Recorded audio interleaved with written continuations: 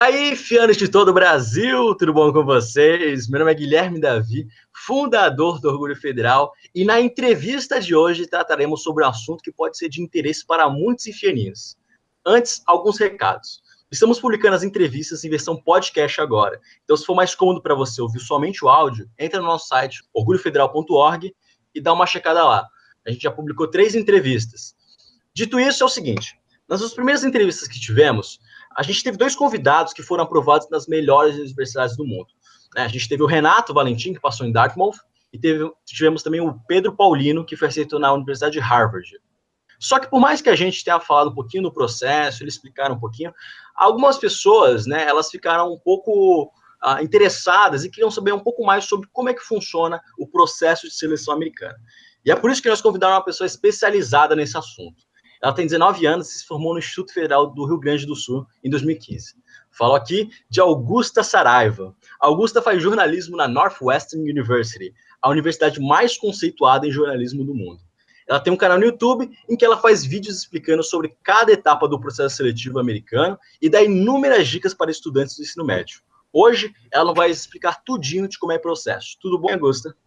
Oi, Guilherme, tudo bem? Em primeiro lugar, muito obrigada pelo convite, é um prazer estar aqui, principalmente conversando com outras pessoas que também são do IF, porque para mim foi a parte mais importante da minha vida, que moldou tudo, inclusive eu só estou aqui hoje porque eu tive uma fundação muito boa estudando no IF, então, de novo, muito obrigada pelo convite. A gente que agradece. Augusta, eu queria começar perguntando, fala um pouquinho do seu canal no YouTube, né? Já vamos começar aí divulgando o que você faz hoje.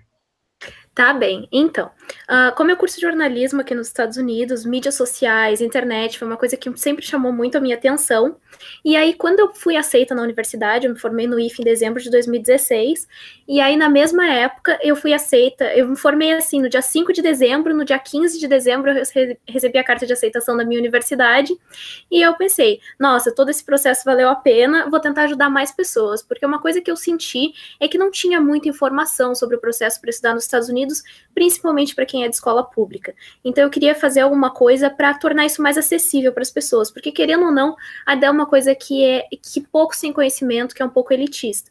E daí eu criei o canal, comecei a postar sobre testes padronizados para estudar nos Estados Unidos, e aos poucos eu comecei a ganhar um pouco mais visualizações. Falei um pouco sobre os intercâmbios que eu fiz durante o ensino médio.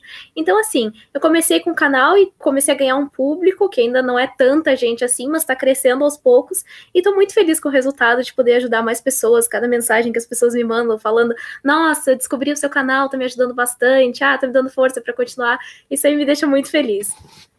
Bacana. Pronto, para quem quer acessar o seu canal, procura no YouTube Augusta Saraiva, não é isso? Isso, exatamente.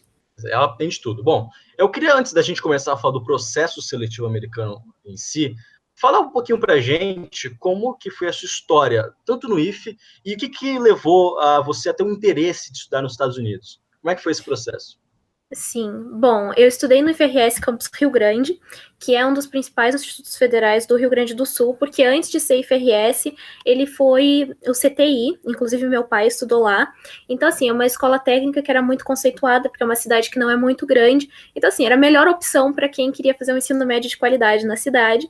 Fiz processo seletivo, entrei para o curso de informática para internet, e aí comecei a fazer o curso. Vi que definitivamente eu não era uma pessoa de exatas, mas ao mesmo tempo eu adorava o curso, assim, fiz os melhores amigos da minha vida lá, então foi muito interessante todas as experiências que eu tive lá, todas as oportunidades que surgiram para mim, porque foi a primeira vez que eu tive contato com pesquisa, contato com extensão, atividades extracurriculares. Antes disso, eu nunca tinha feito nada do gênero na minha vida. Eu sempre estudei escola pública, então antes de ir pro IF, eu estudei numa escola municipal da minha cidade. Então, assim, foi um universo completamente novo que se abriu. Então, foi uma experiência incrível. E não só fiz coisas de exatas, como fiz estágio na Justiça Federal, na época que eu estudava no IF, também participei de vários clubes na escola, centro estudante, o jornal da escola por um tempo. Então, assim, foi justamente o que abriu todas as oportunidades da minha vida para mim, como eu já falei. Muito bacana. Bom, a gente vai começar então a falar um pouquinho do processo seletivo, e aí você vai fazendo um paralelo um pouquinho com a sua história, como é que foi sua experiência com isso, ok? Perfeito. É o seguinte, eu queria que você desse um breve resumo do que é necessário fazer para passar nos Estados Unidos. Quais que são cada etapa que precisa ser feita para isso? Bom, uma coisa que eu tento deixar sempre clara para todo mundo é que o processo seletivo dos Estados Unidos é muito diferente do processo seletivo brasileiro, em que a gente precisa só fazer uma prova e é somente isso que define o nosso futuro acadêmico. Nos Estados Unidos, o processo é holístico, que significa que eles avaliam diferentes partes da nossa personalidade, da nossa vida acadêmica, tudo realmente eles levam em consideração. Então, assim, o que precisa para entrar numa universidade americana? Bom, a gente faz testes padronizados como Enem, que no caso dos Estados Unidos são o SAT, ACT, SAT-2, que são os principais testes que a gente faz para entrar nos Estados Unidos, prova de proficiência de língua inglesa, que pode ser o TOEFL ou o IELTS. A gente também tem que mandar uma lista de atividades extracurriculares, explicar um pouquinho em cada uma delas, qual era a nossa posição nelas. A gente tem que enviar prêmios, o que a gente fez durante o ensino médio, tipo de escola que a gente estudou, notas, tudo isso conta. Legal. Então vamos começar a detalhar cada passo. Vamos começar primeiro com o passo que muita gente tem dúvidas sobre isso, que são as famosas atividades extracurriculares, que são coisas que você pode fazer, inclusive desde o seu primeiro ano do ensino médio, até antes, na verdade, né? Sim. Fala pra gente que tipo de atividades são aceitas no processo de seleção e que tipo de atividades você fez, inclusive. Exatamente. Uma coisa que sempre me perguntam é o que conta como atividade extracurricular. E a minha resposta, eu até fiz um vídeo sobre isso, é qualquer coisa pode contar desde que tu faça com paixão, desde que tu te destaque, que tu mostre que tu realmente está fazendo aquilo por prazer e não só para ter uma coisa bonitinha para botar no currículo. Então, assim, pode ser participar de um clube esportivo na escola, pode ser participar de pesquisa, assim como pode ser dar aula de violão, dar aula de inglês, ou fazer aula de inglês, dependendo do caso. Então, assim, o que importa é dedicar o teu tempo para alguma coisa que não é obrigatória para a escola e que tá te dando alguma coisa em troca, que tu tá aprendendo alguma coisa com esse tipo de atividade. Durante o ensino médio, eu fui uma pessoa que fez muitas coisas diferentes, assim, eu não tinha nada específico na minha vida, então eu fui tentando um pouquinho de cada coisa. E como eu falei, participei de centro estudantil, jornal da escola, eu escrevia blogs, que eu diria que era o que mais tomava meu tempo e foi uma das minhas atividades extracurriculares principais. Então, assim, as pessoas perguntam, não, mas escrever para blog conta? Ter canal no YouTube conta? Olha, se for uma coisa que tu faz com prazer, que tu faz com paixão, e tu consegue demonstrar isso no teu application, conta sim. Então, fora isso, eu também trabalhava, fazia estágio, contava como atividade extracurricular. Tô tentando lembrar mais. Intercâmbio conta como atividade extracurricular, tu coloca lá direitinho, então se tiver oportunidade de fazer intercâmbio, nem que seja assim, de uma semana, conta como atividade extracurricular. E outra coisa que é importante lembrar é que as atividades extracurriculares, elas podem variar muito. Então, tem gente que faz, por exemplo, só atividades focadas em exatas, porque quer fazer um curso de exatas. Aí tem gente que quer fazer um curso de exatas, mas aí tem teatro, dança, e tudo isso conta. O importante é demonstrar, como eu já falei, a tua paixão e a tua vontade de fazer essa atividade. E outra coisa que é muito importante, ter papéis de liderança nas atividades que tu participa. Então, se tu tá no centro estudantil, por exemplo, é muito importante que tu tenha uma posição como presidente, porque mostra a tua capacidade de liderar, a tua capacidade de ir além do que é esperado para ti. Bom, inclusive tem uma palestra do Gabriel Guimarães, ex-aluno formado em Harvard, que ele tem uma frase icônica que é assim: se você quer passar em Harvard, constrói um avião. Que é o seguinte: o tamanho de esforço e conhecimento que você vai precisar para construir um avião do zero já te garante uma vaga lá. Porque imagina, você começa desde o design até a juntar o material e tudo isso, precisa de muita coisa, muito esforço e muita paixão. É o que exemplifica aí tudo aquilo que a Augusta acabou de falar, né? Não necessariamente você precisa fazer Olimpíadas Científicas, porque muita gente ouve casos de pessoas que estão lá em Harvard, das melhores universidades do mundo, que competiram internacionalmente, fizeram tudo, né, criaram um novo Facebook, mas não é bem assim. A gente vê que existem outras formas, desde que você se destaque e realmente vá além daquilo que é esperado na escola. Eu acho que esse é o segredo, não é isso, Augusto? Exatamente. Agora, inclusive, lembrei de uma coisa que um dos professores e diretores de admissões aqui de Northwestern falou. Como eu faço jornalismo, ele falou assim, como a escola de jornalismo daqui é bem conceituada, ele disse, se fosse para aceitar todos os editores-chefe de jornais de escolas, a gente ia aceitar muita gente. Então, a gente precisa de alguém que seja diferente, que se destaque, apesar de todas as coisas importantes que ele fez na vida que são esperadas dela. Então, assim, de alunos de jornalismo que vão entrar nas melhores faculdades do mundo, é esperado que o pessoal tenha posições de liderança em atividades relacionadas ao jornalismo e à escrita durante o ensino médio, mas precisa fazer uma coisa que chame a atenção. Muitos amigos meus que estão em grandes universidades, como Harvard, Dartmouth, nem o Renato, fizeram o quê? Foram lá e criaram os próprios projetos, viram um problema que estava acontecendo na sociedade deles e tentaram resolver. E a forma como tu resolve esse problema pode ser completamente única. Tem gente que vai lá e constrói um avião para resolver um problema da sociedade. Tem gente que vai lá e cria um canal no YouTube. Então, assim, pode ser completamente diferente do que a outra pessoa fez. O importante é tu destacar, tu ter aquele olhar crítico, ver o que está acontecendo e tentar resolver esse problema na tua sociedade. Muito bom. E se você tiver alguma dúvida ainda sobre se tal atividade ela é valiosa ou não, dá uma olhada no canal da Augusta, que ela fala sobre isso e muito mais coisas. Eu acho que você não vai se arrepender e vai aprender muito com ela. Bom, vamos para a próxima etapa, então, que são os testes de proficiência em inglês. Você comentou que tinha 2 testes principais, que são o IELTS e o TOEFL, né? Isso, exatamente. Pra gente como é que funciona cada um deles. Exatamente. A diferença principal entre o IELTS e o TOEFL é que o IELTS ele é um teste britânico e o TOEFL é um teste americano, mas isso não afeta em nada. Assim, as duas universidades veem os 2 testes da mesma forma. Dizem que o IELTS é um pouco mais difícil, o TOEFL é até um pouco mais fácil de encontrar centros de aplicação no Brasil, porque eles aplicam nas principais cidades brasileiras. E os 2 são testes que são bem caros, então por isso que o pessoal se preocupa muito com eles. Quando eu fiz, era por volta de $200 cada um. Mas assim, eu diria que entre todas as provas que a gente tem que fazer, é uma das mais tranquilas, e a minha dica nesse caso é deixar para fazer o TOEFL por último, se tu tá aplicando para universidades, depois de todas as outras provas. Por quê? Porque como ele vai medir o teu nível de inglês, e somente isso, estudando para os outros testes, estudando conhecimentos históricos, estudando matemática para as outras provas, tu vai estar praticando o teu inglês. Então vai chegar lá na hora de fazer o TOEFL e o inglês já vai estar bem mais na tua cabeça, vai ser muito mais fácil de falar e de pensar na língua inglesa. Então essa é a minha dica. E assim, esses testes, eles duram normalmente uma manhã, eles são bem práticos, assim, eles medem as diferentes capacidades de língua inglesa, fala, escrita, ouvir inglês, tudo isso. Mas é assim, como eu já falei, não são os testes mais difíceis, mas o problema é, como ele é muito caro, as pessoas pensam muito se vale a pena fazer no começo, e aí ficam muito nervosas, querem estudar por muito tempo, o que é ótimo, sempre bom melhorar o inglês vindo estudar aqui, mas assim, não é o teste mais difícil de todos. E outra coisa é que as universidades pedem que, normalmente, que as pessoas tirem no mínimo 100 no TOEFL, no máximo de 120. Então, sim, tem que ter um nível bem avançado de inglês, mas não é uma coisa impossível de se obter. Eu, por exemplo, tirei uma nota boa no TOEFL, um pouquinho acima do que era recomendado, e assim, não estudei tanto quanto eu deveria, não imaginava que eu tivesse um inglês tão bom para fazer a prova, então é mais a questão de estar preparado para a prova do que ser um gênio do inglês. Exato, legal. Vamos falar sobre, então, os testes padronizados, que são aí os famosos Enems americanos, né? Tem alguns modelos aí, inclusive, que funcionam um pouco diferente do Brasil aqui, que tem uma data, né? E, enfim, comenta pra gente exatamente como é que é isso. Então, no Brasil, o que acontece? A gente tem o Enem, uma vez por ano, quem estuda em IF sabe, porque o professor só fala disso o tempo todo, mas os testes padronizados americanos são um pouquinho diferentes, por quê? Tanto o SAT ou o ACT, eles são basicamente como o TOEFL e o IELTS. Tu não precisa fazer os 2, tu escolhe um dos 2 para fazer e a universidade vai aceitar o que tu escolher.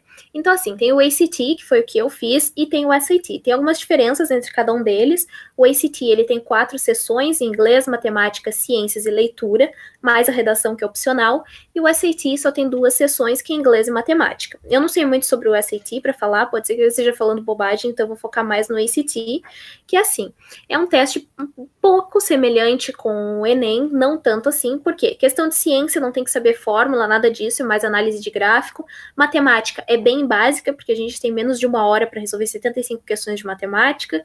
Inglês é olhar textos e tentar responder assim sobre formas gramaticais, formas verbais, etc. E a parte de leitura é basicamente análise textual. Então a gente faz essas 4 sessões. E como eu já falei, não é que nem o Enem, que é só uma data durante o ano. Eles basicamente são aplicados todos os meses no Brasil, nas principais cidades do país. Então, assim, não dá de fazer em todas as cidades, mas nas principais capitais, principalmente, é seguro que vai ter. E é basicamente isso. É um teste que é bem curto. O problema principal do ACT, na minha opinião, é o tempo, porque às vezes é menos de 30 segundos para responder cada questão, então tem que pensar muito rápido. E para mim o segredo para esses testes é praticar, praticar, praticar o máximo possível.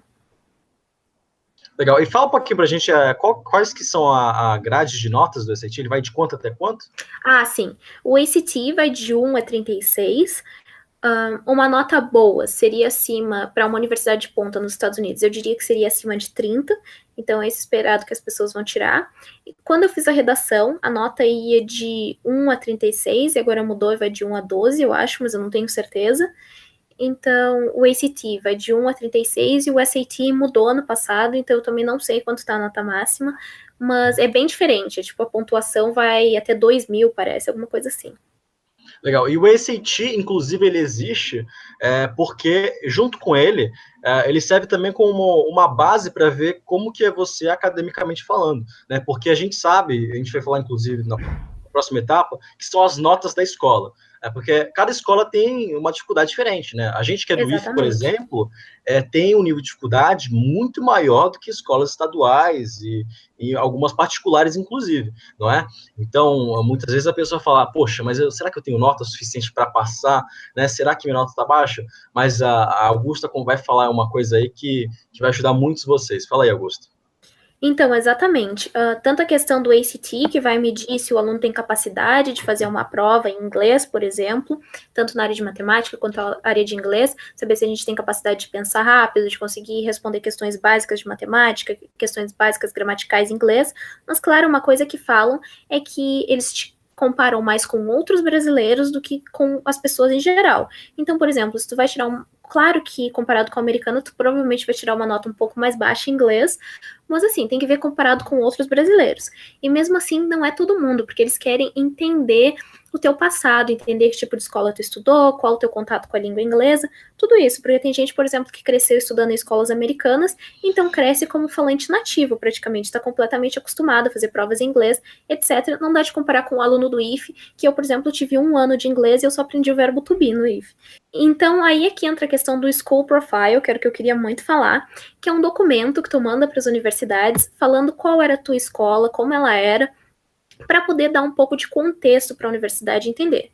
Aí, por exemplo, foi lá que eu expliquei que eu fazia um curso técnico, o que é exatamente um curso técnico do Brasil, por que eu tinha várias matérias de exatas no meu currículo, se eu estava aplicando para jornalismo, tu fala qual é a média de notas, eu mandei, por exemplo, um gráfico da média de aceitação nas universidades brasileiras, com base nas nossas notas do Enem, o nosso ranking de notas do Enem, então tu manda tudo isso para a universidade porque eles vão entender, essa é uma escola mais difícil, é uma escola técnica, isso que é uma escola técnica do Brasil, porque às vezes eles não sabem. Eu não conheço ninguém aqui na minha universidade que estudou em escola técnica no Brasil, então pode ser que antes de mim eles não tivessem sabido como é que funcionava exatamente. Por isso que a gente manda esse School Profile para dar um pouco de contexto para a universidade e é o que nos ajuda muito a mostrar o que é um IF e como ele funciona para as universidades.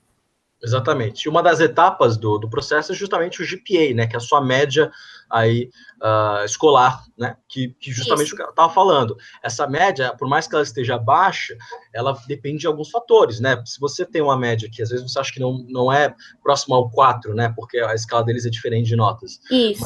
Mas se você é bem posicionado no ranking da sala, se você está entre os top 10, top 5 ou top 1, né, quer dizer que você está bem qualificado, não é?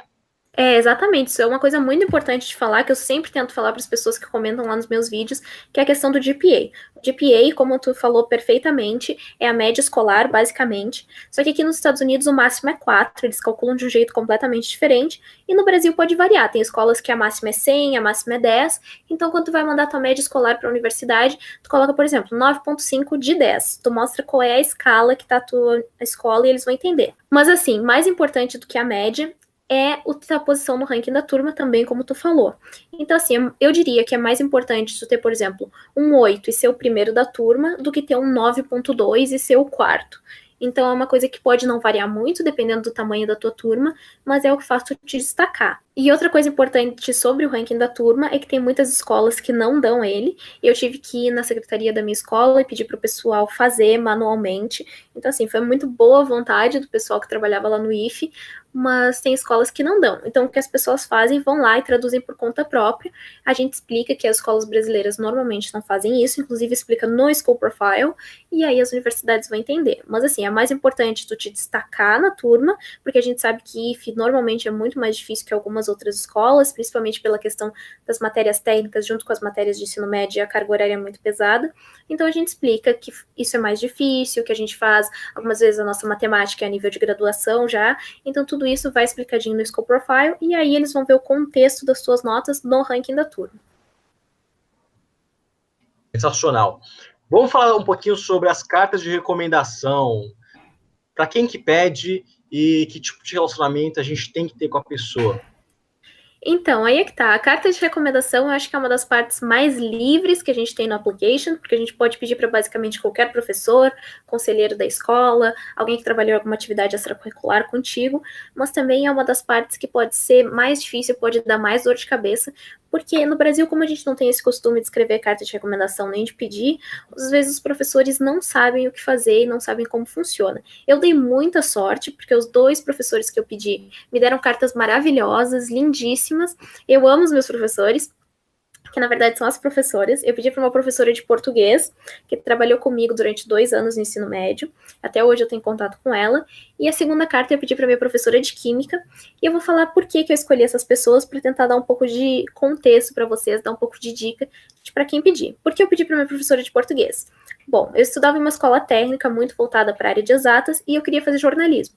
Então, o português era a matéria que eu conseguia me destacar mais, que eu conseguia explorar mais essa paixão que eu tinha, e a minha professora conseguia ver isso. Então, eu ia nos horários de atendimento dela, conversava com ela, mandava e-mail, a gente acabou desenvolvendo uma relação que foi além da sala de aula, e isso foi maravilhoso. Além disso, ela foi patronesse da minha turma, então a gente tinha, como turma, uma relação muito boa com ela também, então foi por isso que eu pedi essa carta para ela. E a minha segunda professora foi a minha professora de química, que também me deu 2 anos de aula durante o ensino médio, e eu resolvi pedir para ela porque eu odiava química.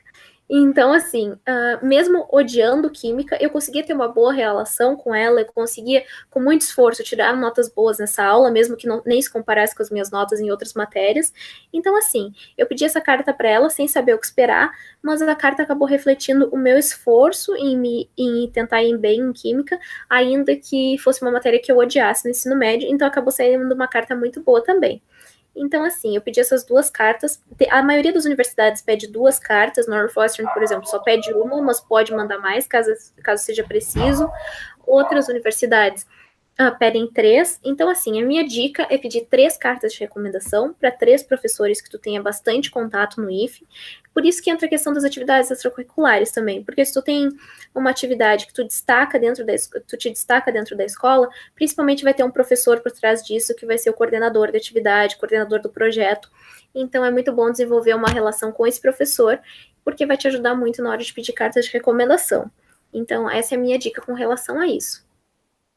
E aquela coisa, né? Às vezes a gente tem algum problema que às vezes os professores escrevem cartas muito generalizadas. Então é importante que você tenha um relacionamento bom com esse professor, que ele te conheça de verdade para escrever coisas que são de fato quem representa você, né? Então é sempre bom estar cultivando o quanto mais cedo possível esse relacionamento com o professor. Certo? Exatamente.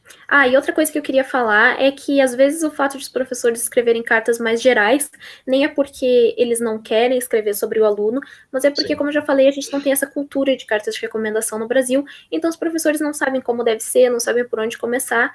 Então, a minha dica é procurar modelos na internet em inglês. Então, coloca assim, How to write a recommendation letter no Google, que vai te dar muitas respostas e de professores americanos e poder mandar isso para os seus professores, porque isso vai dar um pouco de contexto para eles entenderem o que é preciso fazer.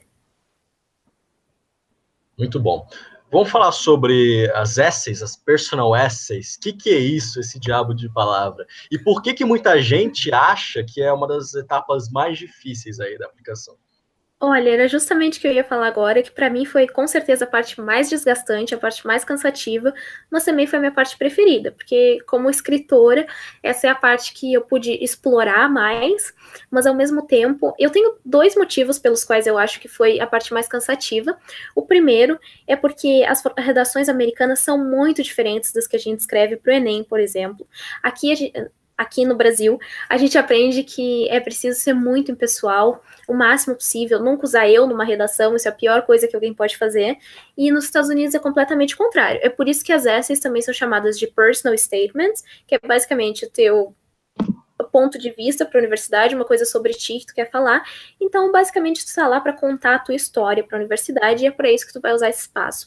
Então, uma coisa que a gente sempre fala que é importante demonstrar e não contar. Então, usar muitos exemplos nas redações de coisas que aconteceram contigo, um obstáculo que apareceu na tua vida e o que tu fez para conseguir passar por ele, um problema que tu teve que tu conseguiu resolver. Então, isso é muito importante, mostrar quem tu é através da redação contando uma história.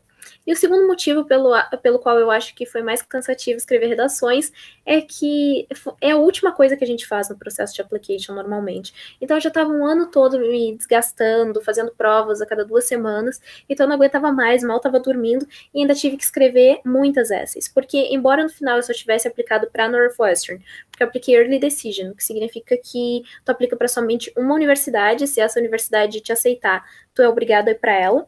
Então, eu apliquei só para cá, mas ao mesmo tempo, como os resultados saíam 15 dias antes da data final para enviar o application para as outras universidades, e eu não sabia se eu ia ser aceita ou não, eu decidi escrever todas as outras essays para caso eu fosse rejeitada em Northwestern, poder enviar todas as essays para as outras universidades. Então, assim, no total eu escrevi mais de 60 redações, porque tem as universidades que pedem só uma redação e tem universidades que pedem 13, então varia muito de universidade para universidade. Northwestern, por exemplo, no total são 2, mas são 2 redações razoavelmente grandes, então, enquanto tem outras universidades que pedem pequenos parágrafos sobre cada coisa. Então, assim, é muito cansativo, mas é uma parte muito interessante de fazer, porque eu diria que eu descobri muito sobre mim mesma escrevendo as essays. É importante mencionar que as essays são a melhor forma de mostrar quem é você para a universidade. Porque quando elas estão avaliando suas atividades, suas notas, elas estão vendo números, estatísticas, não estão vendo uma pessoa de verdade, sua personalidade. Então, a Augusta comentou aqui que o processo de admissão americano é um processo holístico. Ele vai avaliar cada parte da sua história e da sua trajetória. E uma dessas partes é a sua personalidade. Então, por isso que a importância de ter um essay bom é imensa. Exatamente. É como eu falei, a história do meu professor falando que se ele fosse aceitar todos os editores-chefes de jornais da escola aqui na universidade, ou Harvard, imagina se Harvard fosse aceitar todas as pessoas que fossem primeiro nos rankings da turma das escolas deles, e não ia ter espaço para todo mundo. Então, assim, além de ter esse perfil muito bom, tu tem que mostrar por que vale a pena que eles te aceitem. Então, é nessa hora que tu consegue te destacar, sair um pouco da zona de conforto e mostrar quem tu é para a universidade. Sim, e outra coisa também que vale falar é que ela disse que ela fez 60 essays, ou seja, não é fácil fazer uma, você tem que passar um tempo, imagina fazer 60. Então, outra coisa que é muito importante é saber para qual universidade você quer aplicar, porque muita gente fala assim, mas eu quero pegar as 10 primeiras universidades, as melhores universidades do mundo. Só que não é bem assim, né? Existe toda cada universidade americana, ela tem um perfil diferente para cada aluno, não é? Então, assim, muitas vezes, Harvard não seja a melhor opção, por mais que seja a melhor universidade do mundo em muitos rankings, né, talvez não seja a melhor opção para o que você quer fazer. Fala um pouquinho como que é esse processo de escolha de universidade, o que a pessoa tem que fazer para saber qual é a melhor universidade para ela. É exatamente isso que tu falou, e isso vale muito no meu exemplo, porque, por exemplo, das 15 melhores universidades dos Estados Unidos, a minha é a única que oferece curso de jornalismo. Então, isso é muito importante ver se a universidade, primeiro de tudo, oferece o teu curso, porque tem muita gente que fala assim, não, eu quero fazer ciência da computação em Yale. E Yale, embora seja uma das melhores universidades do mundo, não é um bom lugar para fazer ciência da computação. Harvard mas tem muita gente que fala assim, eu quero fazer engenharia em Harvard.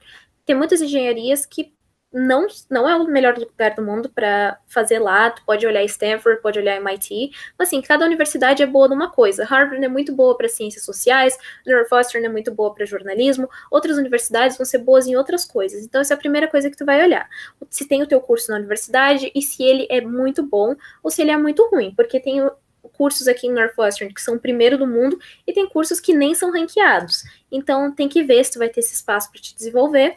Então, outras coisas que eu também quero falar é que é muito importante que tu te sinta em casa na universidade. Então, mais do que ranking, tu tem que ver se o teu perfil encaixa com a universidade.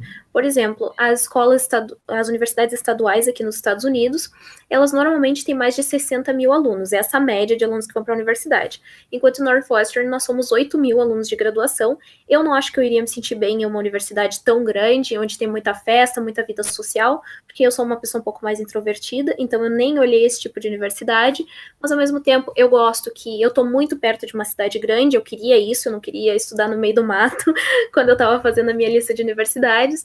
Então, vê o clima, se tu conseguiria lidar com o frio de Chicago, que às vezes tá tipo menos 15 graus, isso para mim, eu falei que ia ser ok, que eu não me importaria de lidar com frio, a localização, tá perto de uma cidade grande, tá num subúrbio, tá no meio do mato, isso aí é importante também. Tem o teu curso, qual é o perfil da pessoa que vem para cá? É o pessoal que gosta muito de esporte, é uma universidade que dá muita bola para festa. Qual o número de brasileiros que tem na tua universidade? Isso é uma coisa que é muito importante prestar atenção, porque dependendo da pessoa, a adaptação vai ser um pouco mais difícil, então é bom que tenham pessoas que sejam um pouco semelhantes contigo, e tudo isso é importante prestar atenção na hora de escolher qual universidade tu quer pôr na tua lista. Exatamente. E uma das dicas também é falar com pessoas que estudam nessas universidades, né? A gente tem um grupo bem famoso no Facebook, que é o Bisquio, né? Que tem mais de 10 mil Exatamente. pessoas, nem sei se quanto que está o número atualmente. Mas lá tem gente em tudo que é universidade dos Estados Unidos, gente em Harvard, Yale, tudo, tudo, tudo. Então é uma excelente forma de você conhecer pessoas e conversar com elas, não é? Exatamente. Eu sempre falo do Bisque nos meus vídeos, porque é um grupo que eu fazia parte desde 2015, muito antes de aplicar, porque eu apliquei no final de 2016, então foi lá que eu descobri justamente o que é o application, como funciona, lendo relatos de pessoas lá. Então é um grupo que tem muita gente sempre pronta a ajudar outras pessoas, e é muito interessante. E o Bisque é parte da Brasa, que é a Associação de Brasileiros que Estudam no Exterior, e eu também acho que é muito válido olhar o site da Brasa, porque se tu entrar lá e for na parte de graduação, vai ter todos os capítulos, que são os clubes da Brasa em diferentes universidades no mundo, inclusive aqui nos Estados Unidos. Então, se tu entrar lá, Brasa, Midwest, que é entrar em contato com alguém de Northwestern. Aí vai lá, na lista do Midwest, vai ter Northwestern, e vai ter o e-mail de contato do presidente daqui, que é o André, manda um e-mail para ele vai te responder, pode mandar perguntas sobre a universidade, ou se não, tentar, porque é mais fácil encontrar pessoas no Facebook, no Instagram e etc. Está falando da Brasa agora, e uma coisa que eles oferecem, inclusive, programas de mentoria, que não só a Brasa, mas outras organizações também disponibilizam, como a Fundação Estudar, que são programas que vão ficar com você geralmente durante um ano, alguns programas são até mais, te auxiliando um pouquinho sobre todas as etapas que a gente comentou aqui. Testes padronizados, né, escrever suas próprias essays. Eu queria saber, Augusta, quais são esses programas? Bom, eu participei de 3 programas de mentoria, todos gratuitos, quando eu estava aplicando para a universidade no exterior, então acho que eu posso falar um pouquinho sobre isso. O primeiro deles é o Brasapré, que está com inscrições abertas. O segundo é o Prep Scholars, da Fundação Estudar, que também está com inscrições abertas. E o último é Oportunidades Acadêmicas, do Education USA. Cada programa tem um perfil de aluno completamente diferente, mas o objetivo deles é o mesmo, que é ajudar a gente a entrar em uma universidade aqui dos Estados Unidos, o que é um processo, como vocês puderam ver ao longo desse vídeo, vendo as diferentes etapas, que é muito cansativo, mas é assim, esses programas ajudam a gente a tentar entender um pouco mais o processo e dar o nosso melhor neles. Então, o que eu indico? O pessoal de IF normalmente pode participar dos 3, porque é a única diferença, todos querem ajudar, pedem que a gente tenha um nível de inglês bom, vá aplicar no final do ano, então esses são os pré-requisitos básicos de todos os 3, mas oportunidades acadêmicas requerem que a pessoa não tenha condições de aplicar para uma universidade no exterior, então eles pagam todo o teu processo seletivo. E como eu falei lá no começo do vídeo, TOEFL pode ser muito caro, testes padronizados são bem caros porque a gente paga em dólar, então tudo isso pode pesar. Às vezes não tem teste padronizado na tua cidade, eu morava no interior, tinha sempre que viajar para fazer prova, então oportunidades acadêmicas pagou muito para mim. O Prep Scholars também tem ajuda financeira para quem não pode arcar com os custos, mas quem pode pagar também pode participar, então é aberto para todo mundo. Então assim, eu diria que os programas são muito importantes para quem quer estudar fora. Eu acho que sim, dá de aplicar sim programas de mentoria, mas eles dão uma ajuda infinita, eles praticamente mudaram a minha vida inteira e fizeram com que fosse muito mais fácil e realmente possível vir estudar aqui nos Estados Unidos. Augusto, eu queria te fazer algumas perguntas que eu vejo que são bem comuns aí nesse processo, que é o seguinte, a primeira pergunta é, dá para estudar para o vestibular brasileiro, para os vestibulares, e também participar desse processo de missão americana? Olha, eu sou um pouco suspeita para falar, eu até fiz um vídeo sobre isso, aí depois eu pensei, será que eu devo postar esse vídeo? Porque eu fiz o Enem 3 vezes, eu comecei a fazer o Enem no segundo ano do IFE, E eu só comecei a me dedicar para o processo de application no último ano do ensino médio. Então, assim, eu não estudei nada para o Enem no último ano, eu nunca estudei nada para o Enem, as 3 vezes que eu fui fazer foi somente com conhecimento do IFE, mas eu diria que sim, porque o IFE dá uma base muito boa para quem quer estudar em uma universidade pública de qualidade no Brasil. Então, toda essa parte de matemática, ciências biológicas, a gente tem uma base muito boa. Pelo menos eu também tive uma base muito boa no meu IFE para redação, e eu acredito que isso é uma coisa que seja bem geral dos IFES pelo Brasil inteiro. Então, assim, eu diria que só com o que eu aprendi na sala de aula, sem precisar fazer cursinho para a universidade aqui no Brasil, eu tive uma boa nota, eu conseguiria entrar na federal do meu estado, para o curso que eu queria, eu conseguia entrar no curso de Direito na universidade da minha cidade. Então, assim, eu diria que é possível estudar para os Estados Unidos e para o Brasil ao mesmo tempo. O que muda é o quanto tu vai te dedicar a cada um deles. Eu abri mão completamente do Enem, porque eu já sabia que eu tinha entrado na universidade nos 2 outros anos, mas se a pessoa acha que ela vai precisar se dedicar um pouco mais, é preciso balancear. Mas eu resolvi me dedicar só ao processo dos Estados Unidos e o Enem foi uma consequência do meu estudo no IFE, eu diria. Muito legal. Também tem uma dúvida que muita gente fica pensando: estudar nos Estados Unidos é muito caro? Porque a gente vê notícias de alunos aí entrando em dívida, né, por conta de não conseguir pagar. Fala um pouquinho para a gente sobre isso. Sim, aqui nos Estados Unidos, uma coisa que eu sempre falo é que mesmo a universidade pública é paga, e para quem é de fora do estado da universidade é muito caro. Assim, a média para uma universidade pública aqui nos Estados Unidos pode ficar por volta de $30 mil. A minha universidade é uma das mais caras dos Estados Unidos, fica por volta de 75 a 80 mil dólares por ano, ou seja, é muito dinheiro.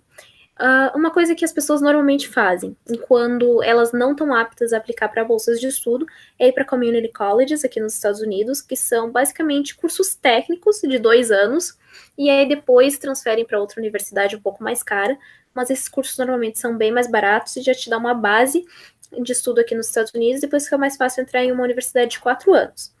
Mas aqui, o que eu faço? Eu recebo uma bolsa integral que cobre tudo na minha universidade, e é uma bolsa de necessidade, o que significa que as universidades têm basicamente 2 tipos de bolsa, por necessidade ou por mérito. Northwestern não oferece bolsa por mérito, mas tem muitas universidades por aqui que dão bolsas integrais de mérito para quem precisa. O processo normalmente é um pouquinho diferente, mas a minha bolsa é por necessidade, eles cobrem tudo. Então, quando tu vai aplicar para uma universidade nos Estados Unidos, eles vão olhar junto com todas as informações, todas as essays, tudo. Tu vai mandar os teus dados financeiros da família, contra-cheque da família, imposto de renda, e aí eles vão olhar quanto que tu pode cobrir do custo da universidade, e aí se eles acharem que vale a pena te dar a bolsa, eles vão te oferecer um Financial Aid Package, que é quanto que eles vão te dar de bolsa por ano. Exato. Isso acontece especialmente nas universidades que são mais prestigiadas, né? Porque elas recebem muitas doações, eles acabam conseguindo financiar muitas bolsas para os alunos.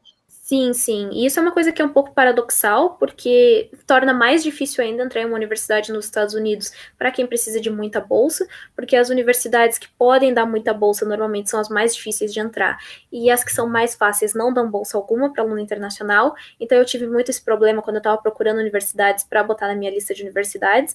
E isso é uma coisa que, quando a gente falou de escolher a universidade certa para ti, também é importante falar, ver se a universidade dá bolsa, se ela pode cobrir os teus gastos, porque não adianta a universidade dar bolsa, mas dá, por exemplo, $20 mil por ano e tu precisar de $50 mil, aí não faz muita diferença.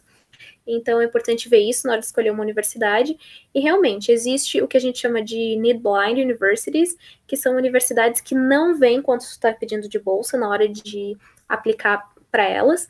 Para os alunos americanos, quase todas as universidades são assim. Para alunos internacionais, tem pouquíssimas que seguem esse formato, é tipo Harvard, algumas das Ivy Leagues, assim, universidades que é muito difícil de entrar. Então, não faz tanta diferença assim. Mas existe essa possibilidade, ou se não, a universidade que chama Need Aware, que é o que é Northwestern, que significa que eles vão levar o quanto tu está pedindo de bolsa em consideração na hora de decidir se tu vai ser aceito na universidade ou não.